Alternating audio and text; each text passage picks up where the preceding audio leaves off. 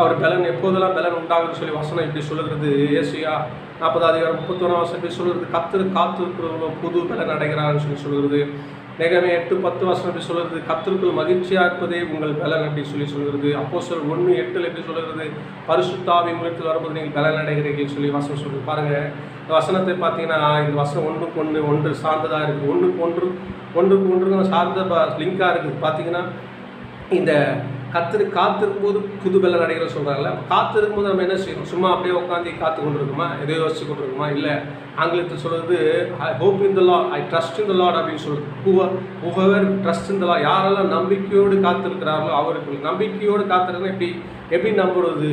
பாட்டின் மூலமாக, வேத வசனம் தியானிப்பதன் மூலமாக தான் அவரோடு ஐக்கியம் கொள்வது மூலம் தான் நம்ப. அதுக்கு வசனம் சொல்கிறது கர்த்தருக்குள் மகிழ்ச்சியாக இருப்பது தான் பலன். அப்போது எப்படி மகிழ்ச்சியாக இருப்பது? நீதிமன்றங்கள் 29:6 சொல்ல, நீதிமான் பாடும்போது மகிழ்ச்சியாக இருக்க, பாடி மகிழ்கிறான் சொல்ல. பாடும்போது ஒரு மகிழ்ச்சி உண்டாகிறது. அதே போல் 147 சங்கீதம் 1 சொல்லுகிறது, துதித்தலே இன்பமாக ஏற்றதுமாக இருக்குது. இன்பமாக இருக்குதான், துதிக்கிறதா இன்பமாக இருக்கிறது தான். அவரை கீர்த்தனம் பண்ண நல்லதாக இருக்குது சொல்லி எங்கள் சங்கீதக்காரர் சொல்கிறார். அப்போது அவரை பாடி அவரை துதிப்பதினாலே நமக்கு மகிழ்ச்சி. எதை பாடுகிறோம்? அவருடைய கிருபையை அவர் கல்வாரி செய்து ரத்த சிந்தி மறித்து உரித்து நமக்கு எண்ணத்தை செய்து முடித்தார். அதெல்லாம் அவர் கொடுத்துருக்கிறார்.